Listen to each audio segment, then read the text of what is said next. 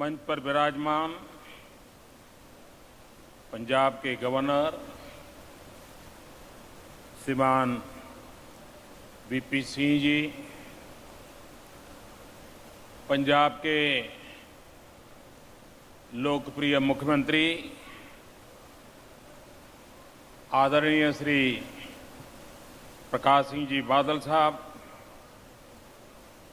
केंद्र में मंत्री परिषद के मेरे साथी श्रीमान कलराज मिश्र जी, केंद्र में ऊर्जा मंत्री श्रीमान पीयूष गोयल जी, मंत्री श्री हरिभाई चौधरी, मंत्री श्रीमान गिरिराज सिंह, पंजाब की धरती के ही संतान और पंजाब प्रदेश भारतीय जनता पार्टी के अध्यक्ष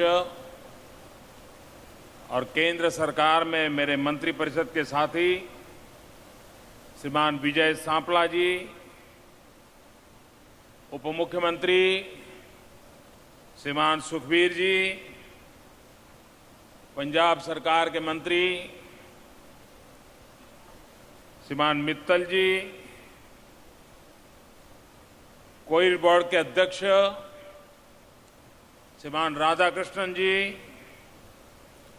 खादी एवं ग्रामोद्योग आयोग के अध्यक्ष Shri VK Saxena ji, quality council of India के अध्यक्ष श्रीमान आदिल जी, डीकी के अध्यक्ष श्रीमान मिलिंद कामले जी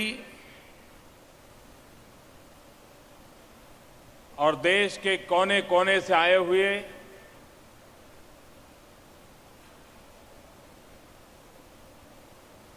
लघु उद्योग जगत के, माइक्रो इंडस्ट्रीज के सभी उद्योगकार भाइयों और बहनों,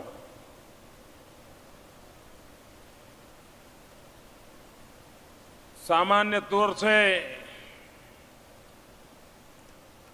ये कहा जाता था कि दिल्ली दूरस्थ,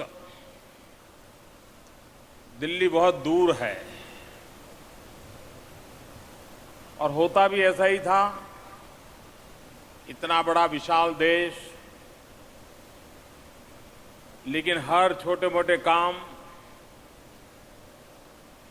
दिल्ली में ही हुआ करते थे। हमने उस परंपरा को जरा बदल दिया और हमारी कोशिश है कि दिल्ली के बाद भी, दिल्ली के बाहर भी बहुत बड़ा हिंदुस्तान है, इसको हमने स्वीकार करना चाहिए। और इसलिए अब दिल्ली दूरस्थ नहीं, दिल्ली समीपस्थ, दिल्ली पास है, ये एहसास है। पिछले दिनों भारत सरकार ने जितनी नई नई योजनाओं को लागू किया, सभी योजनाएं हिंदुस्तान के अलग अलग केंद्र में की गई। कभी कलकत्ता में, तो कभी रांची में, तो कभी रायपुर में, तो कभी भुवनेश्वर, तो कभी चेन्नई, कभी सोनीपत हरियाणा। हर एक राज्य का अपना एक महात्मा होता है, अपनी एक शक्ति होती है। और आज मेरे लिए खुशी की बात है कि लुधियाना में लघु उद्योग क्षेत्र का एक लघु भारत आज मेरे सामने है। हिंदुस्तान के हर कोने से एक क्षेत्र में काम करने वाले लोग यहां मौजूद हैं,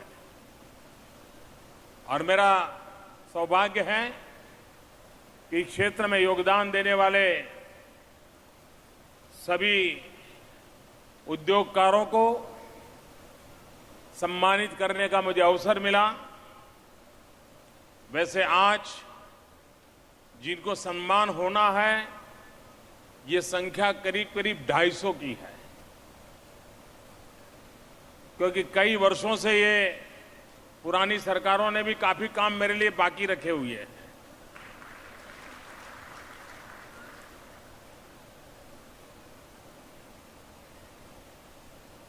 मेरे लिए बहुत खुशी की बात होती उन सभी 250, 250 विजेताओं को मैं स्वयं उनसे मिल पाता, उनको सम्मानित करता।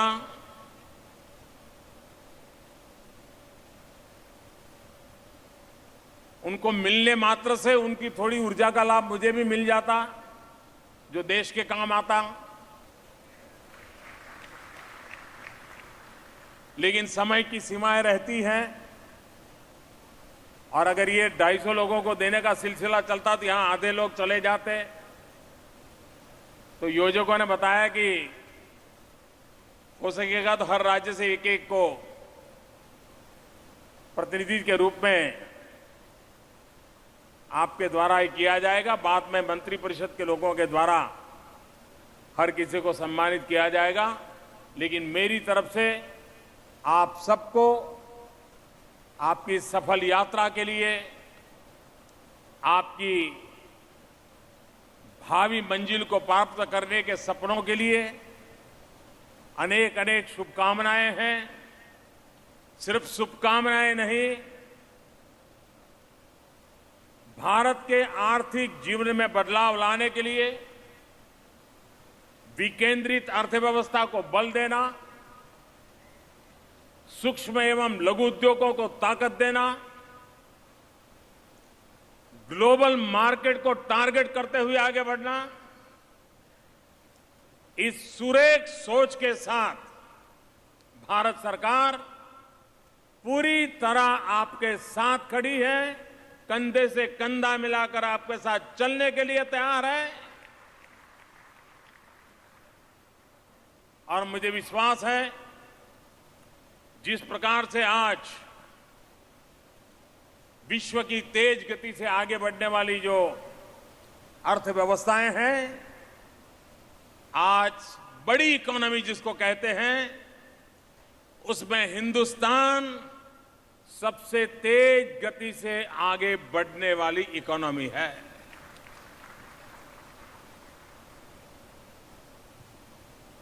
दो वर्ष अकाल होने के बावजूद भी हमारा किसान परेशान था। कृषि उत्पादन में बड़ी जबरदस्त गिरावट आई थी। उसके बावजूद भी मैन्युफैक्चरिंग सेक्टर ने, खासकर सूक्ष्म और लघु उद्योगों ने एक कमाल करके दिखाई और भारत के विकास दर को न सिर्फ नीचे आने नहीं दिया, इतना ही नहीं, उसको आगे बढ़ाने में भी बहुत बड़ा योगदान किया।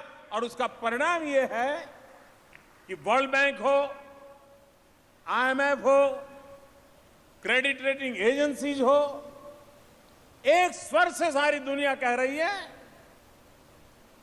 कि हिंदुस्तान की आर्थिक गतिविधि जब पूरा विश्व 2008 की स्थिति में आ गया है, स्लो डाउन है, एक अकेला हिंदुस्तान है जो दुनिया की इकोनॉमी को भी बल दे रहा है।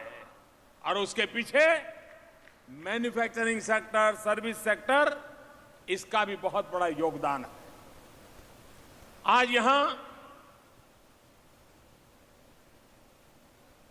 3 और प्रकल्प का भी मुझे अवसर मिला।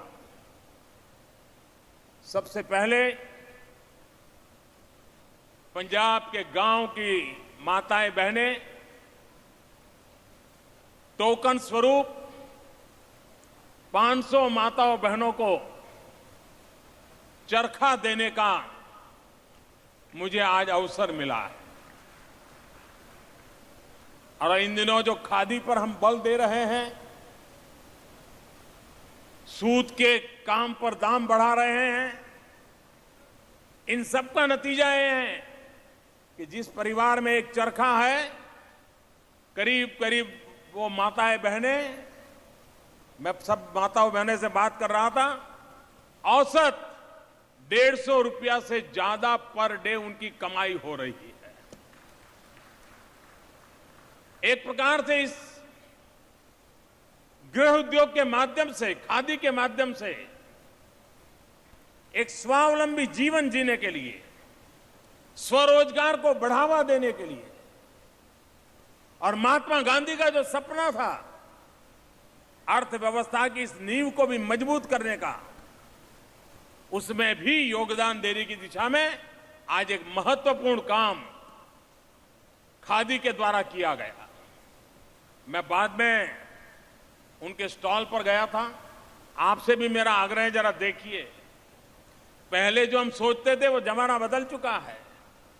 आज खादी की क्वालिटी देखिए, खादी का पैकेजिंग देखिए, खादी ने कॉर्पोरेट वर्ल्ड को कॉम्पीट करे उस रूप में अपने आप को प्रस्तुत करने का सफल प्रयास किया है। और एक बात सही है कि जब आजादी का आंदोलन चल रहा था तो खादी का अपना एक महत्व था। उस समय का मंत्र था खादी फॉर नेशन। अब देश आजाद है, हमें आर्थिक क्रांति की ओर जाना है और इसलिए आज का मंत्र है खादी फॉर फैशन।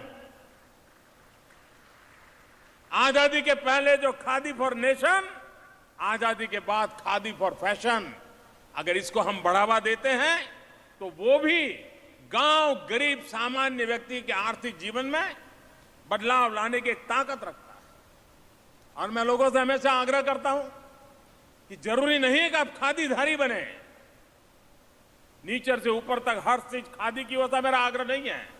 लेकिन आपके घर में 50 प्रकार के फैब्रिक होते हैं, तो कुछ खादी के भी तो फैब्रिक की आइटम होनी चाहिए। अगर हिंदुस्तान के हर परिवार में कुछ न कुछ खादी का होगा और दिवाली के समय अगर हम कुछ न कुछ खादी खरीदते हैं तो गरीब के घर में दिवाली का दिया जलता है। इससे बड़ा जीवन का संतोष क्या हो सकता है।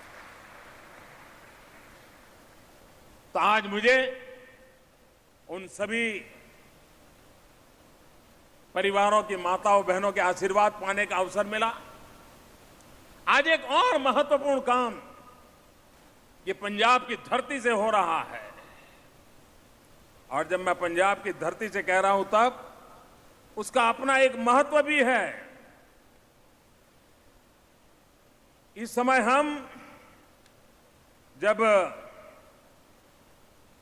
गुरु गोविंद सिंह जी के 350वीं जयंती मना रहे हैं, और जब मैं पंजाब की धरती पर आज आया हूं तब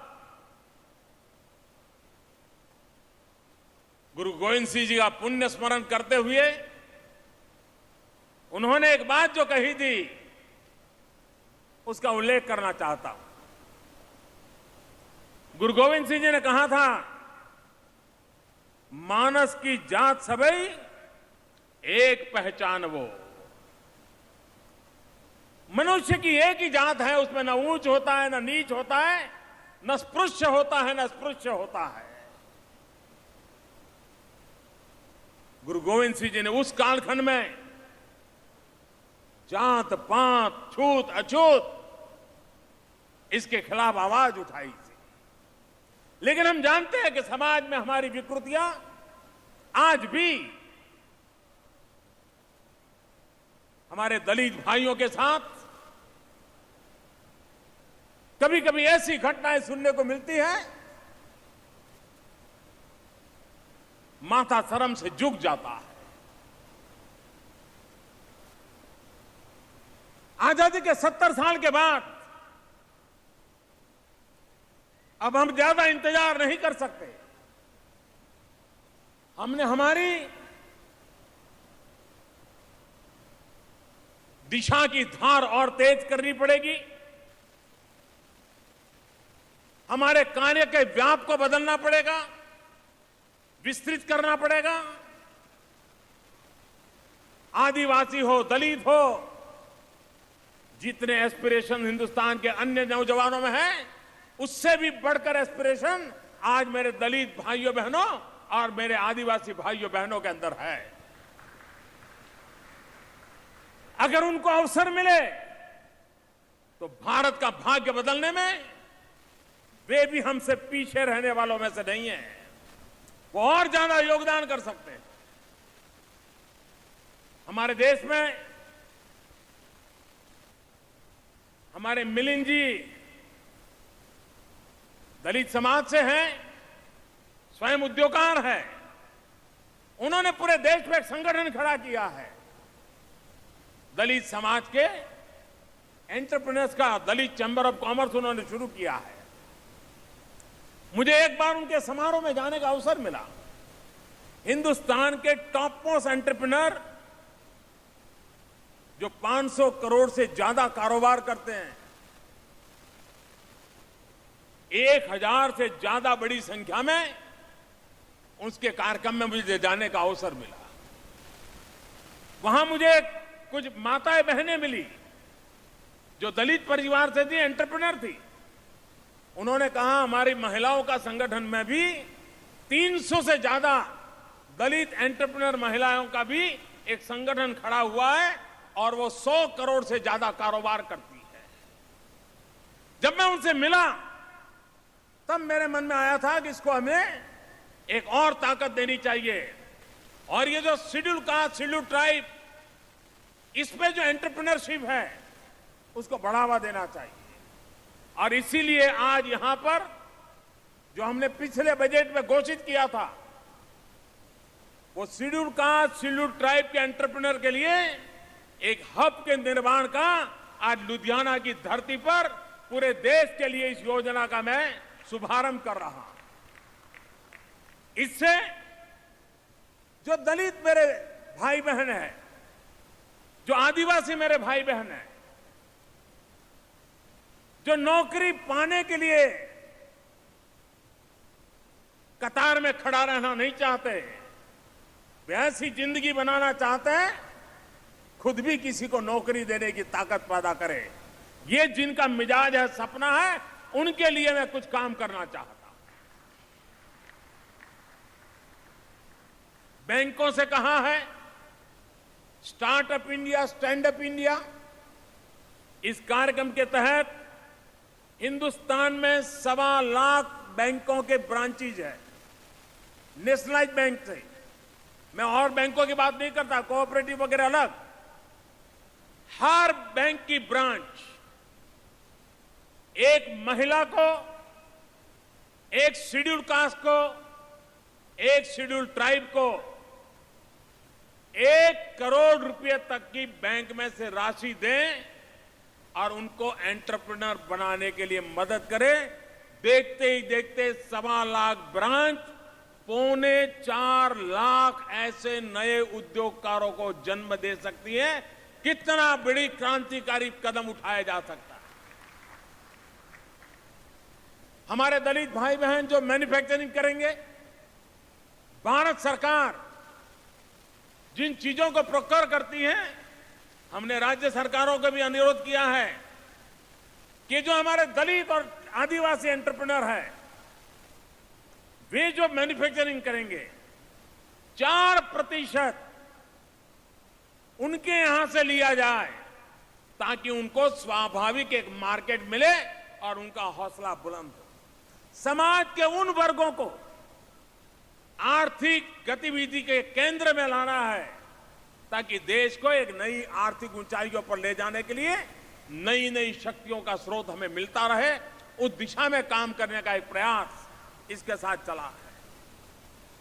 आज यहां एक और प्रकल्प का भी प्रारंभ हुआ है।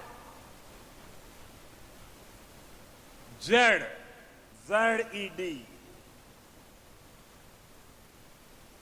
Zero effect, zero defect. आप सब इस बात को भली भांति जानते हैं कि अब सामान्य व्यक्ति, खरीदार भी क्वालिटी कॉम्प्रोमाइज करने को तैयार नहीं है। पहले हम भारत के ही मार्केट को देखते थे और सोचते थे ये चीजें हैं वो शहरी इलाकों में जरा पढ़े लिखे लोगों के बीच में बिक जाएगी।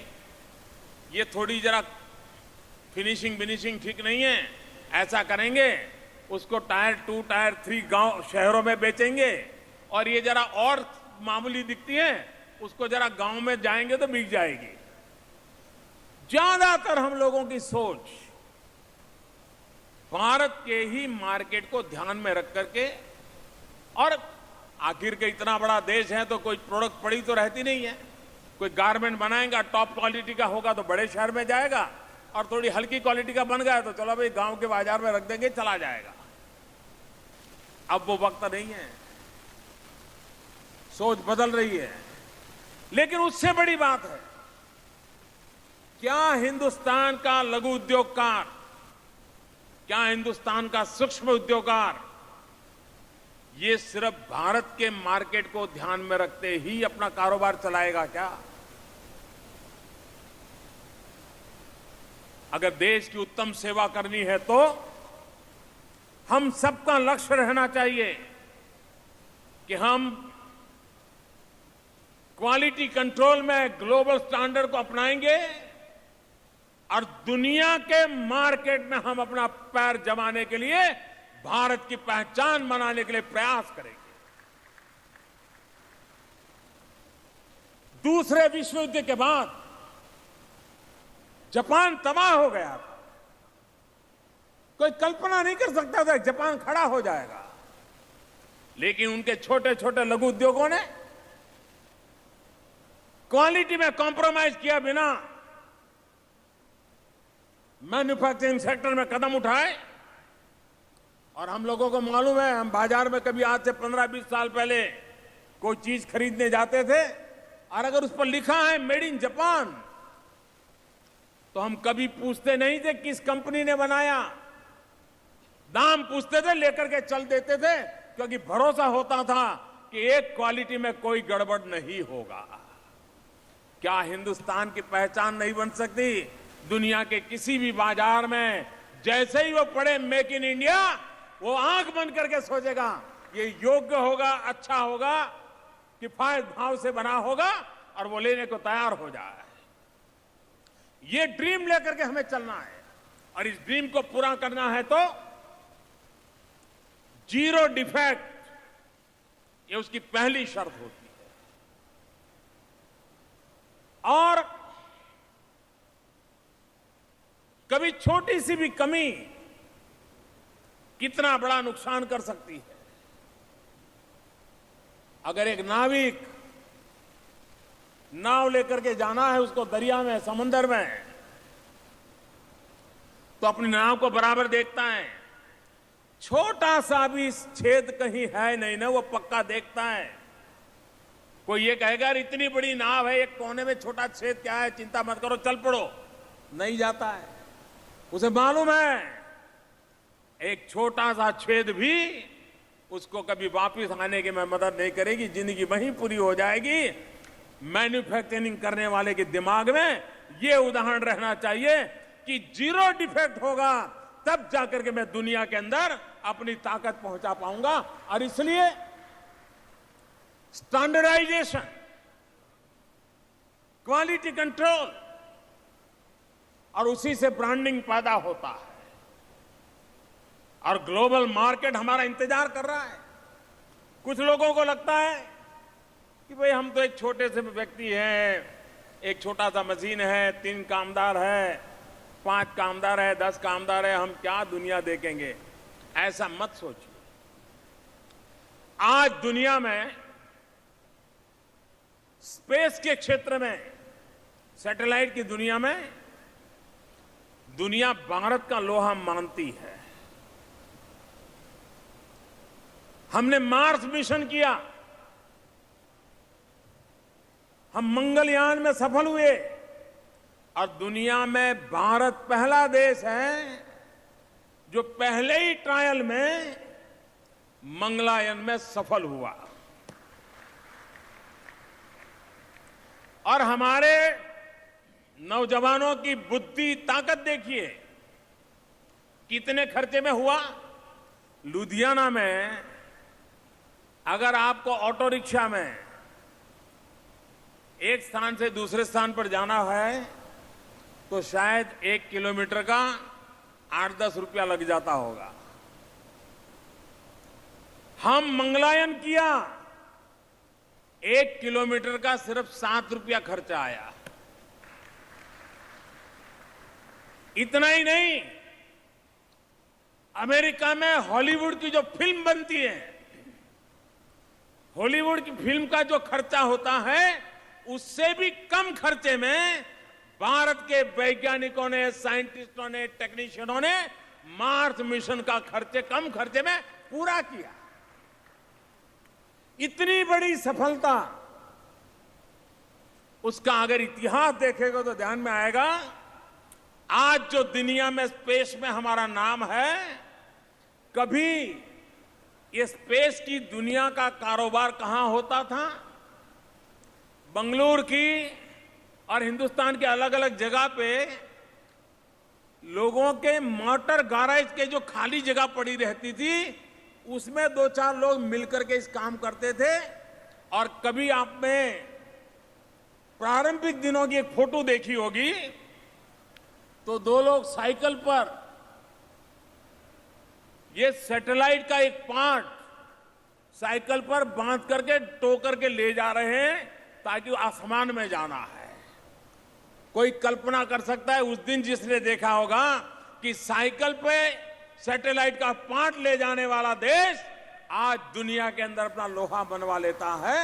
लघु उद्योगकारों के लिए ये उनके मन में सपना रहना चाहिए कि भले आज हमारा प्रोडक्ट छोटा होगा, मामूली लगता होगा, लेकिन इसके अंदर एक बहुत बड़ी ऊंचाई पर पहुंचने का इनबिल्ट ताकत पड़ी हुई है। ये इसका एहसास करके अगर हम काम करते हैं तो हम उस ऊंचाइयों को पार कर सकते हैं और उन सपनों को लेकर के चलना चाहिए। जमाना बदल चुका है। जितना महत्व प्रोडक्ट का है, कभी कभी लगता है उसे ज्यादा महत्व पैकेजिंग का हो गया है। कभी कभी हमारा माल बहुत बढ़िया होता है, लेकिन पैकेजिंग में हमारी कंजूसी के कारण हम मर जाते हैं। जब पंडित नेहरू जी की सरकार थी तो आयुर्वेद को पुनर्जीवित करने के लिए एक कमीशन बैठा था और उस कमीशन का काम था कि आयुर्वेद हमारी ट्रेडिशनल मेडिसिन है, वो खत्म होती जा रही है, फिर से उसको पुनर्जीवित कैसे किया जाए, उसको पॉपुलर कैसे किया जाए। तो एक हाथी कमीशन बैठा था, जयसुखलाल हाथी करके थे, उन्होंने उसका रिपोर्ट दिया था। वो रिपोर्ट बड़ा पढ़ने जैसा है। उस रिपोर्ट के पहले पेज पर बड़ी महत्वपूर्ण बात लिखी है।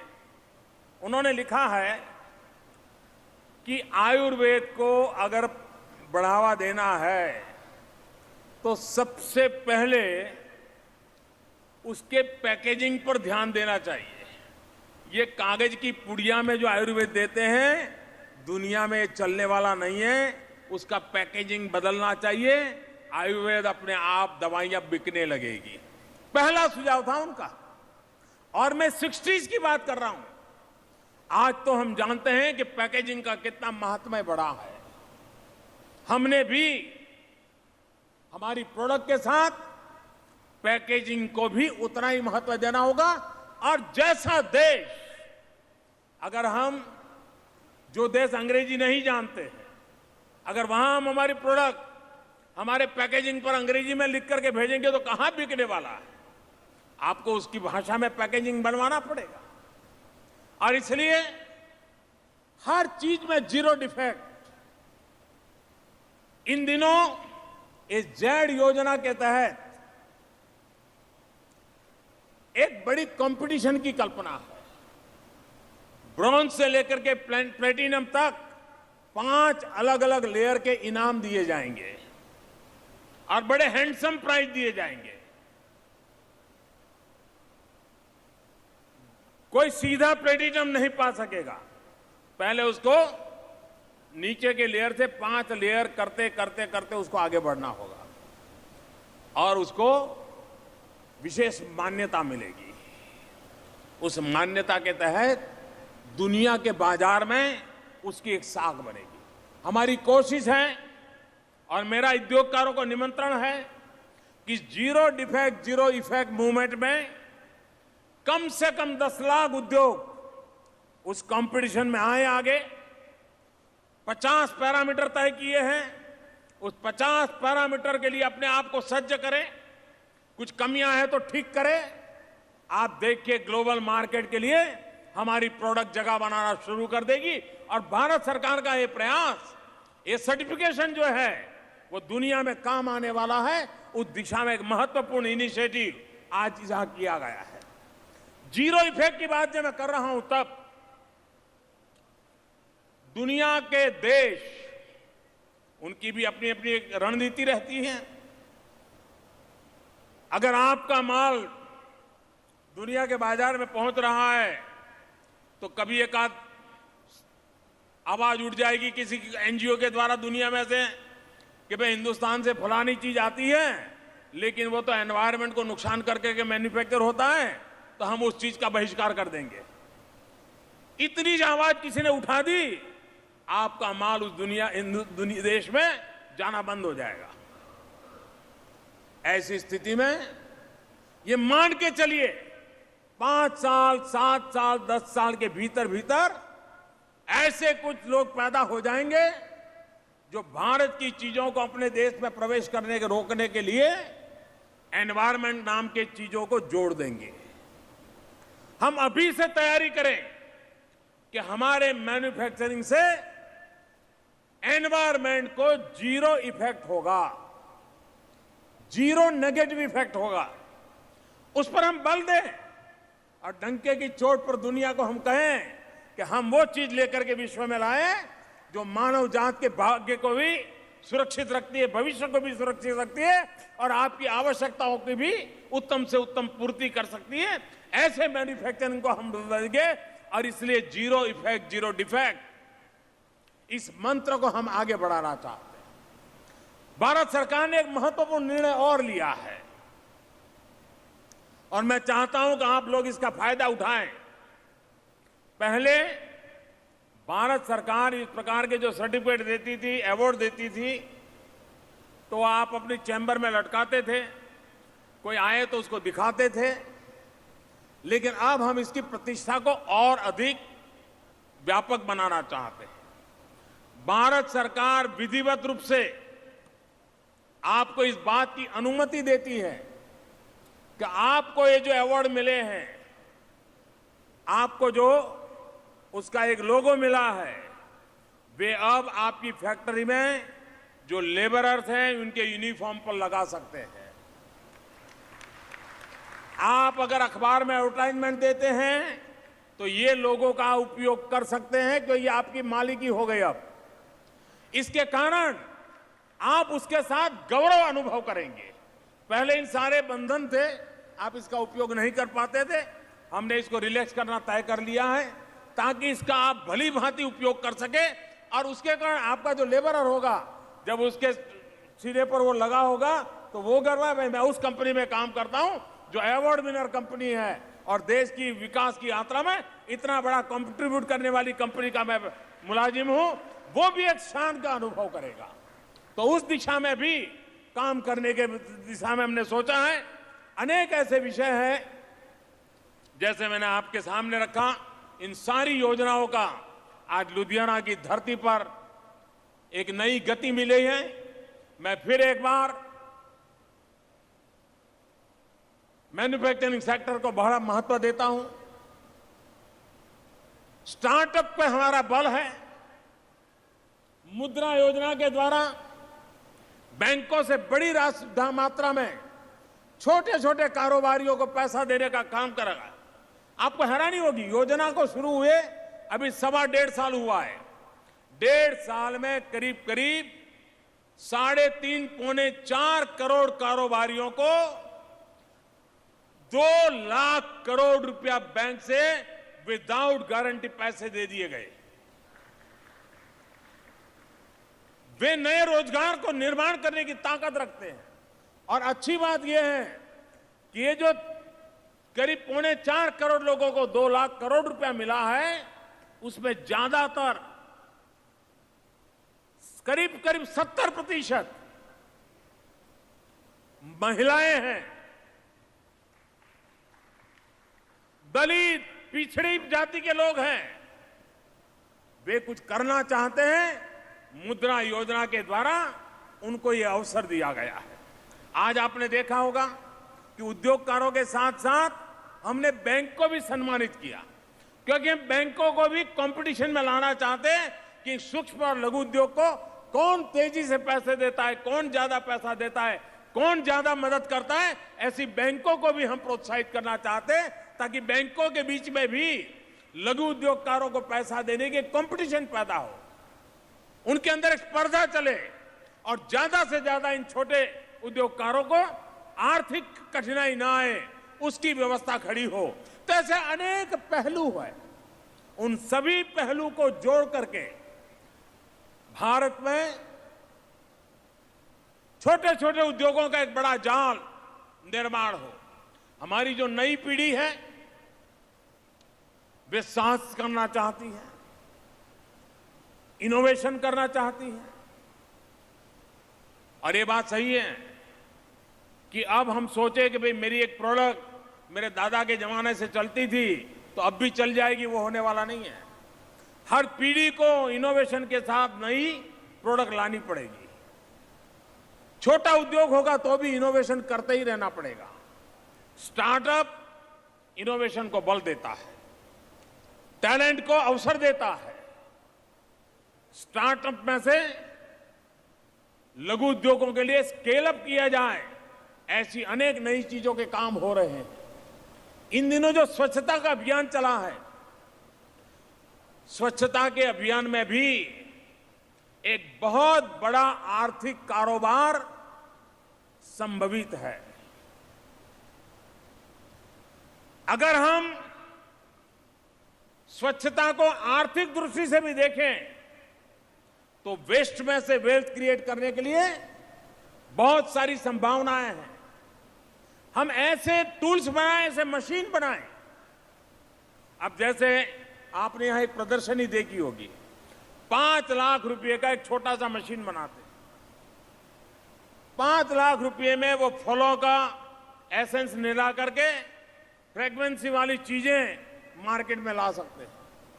अब गरीब व्यक्ति भी और मंदिर वाले भी, मंदिर के बाहर एक मशीन लगा दिया तो मंदिर में जितने फूल चढ़ते हैं उसमें से बहुत बड़ी क्वालिटी का इत्र तैयार होकर के बाजार में बिका जा सकता है। कैसे ऐसे छोटे छोटे मशीन तैयार किए जाए, सहज रूप से काम आने वाले मशीन कैसे तैयार किए जाए। अगर हम इस प्रकार के इनोवेशन को बदलेंगे, स्टार्टअप को बढ़ावा देंगे, आप देखिए हम लघु उद्योग, सूक्ष्म उद्योग की दुनिया में बहुत बड़ा कंट्रीब्यूशन कर सकते हैं। मैं फिर एक बार कलराज जी और उनकी पूरी टीम को, उनके सभी मंत्रियों को, उनके विभाग के सभी अधिकारियों को हृदय से बहुत बहुत अभिनंदन करता हूं। जिस तेज गति से गृह उद्योग से लेकर के लघु उद्योग तक सारा ये जो पूरा होलिस्टिक नेटवर्क है उसको बल देने का जो प्रयास हो रहा है, इसके लिए विभाग के सारे सभी अभिनंदन अधिकारी हैं। मैं बादल साहब का भी बहुत बहुत आभारी हूं कि पंजाब सरकार ने इस कार्यक्रम को सफल बनाने के लिए भारी परिश्रम किया, इसको यशस्वी बनाया। और मैं बादल साहब ने मुझे भटिंडा के लिए याद कराया है। वैसे मुझे भटिंडा पहले जाना चाहिए था, लेकिन समय अभाव से मैं जा नहीं पाया हूं। करीब 1000 करोड़ रुपया से लागत से बहुत बड़ा एम्स का अस्पताल भटिंडा में बनाने की भारत सरकार की योजना है। लेकिन मैं वादा करता हूं बादल साहब, आप तो हमारे सबसे बड़े सीनियर हैं, आपकी इच्छा हमारे लिए आदेश होती है। मैं जरूर भटिंडा आऊंगा, जो जितना हो सके उतना जल्दी आऊंगा और एम्स का जो कारोबार है उसको आगे बढ़ाएंगे। मैं फिर एक बार आप सबका हृदय से बहुत बहुत आभार करता हूं, पंजाब सरकार का आभार व्यक्त करता हूं, विशेष रूप से बादल साहब का आभार व्यक्त करता हूं। बहुत बहुत धन्यवाद।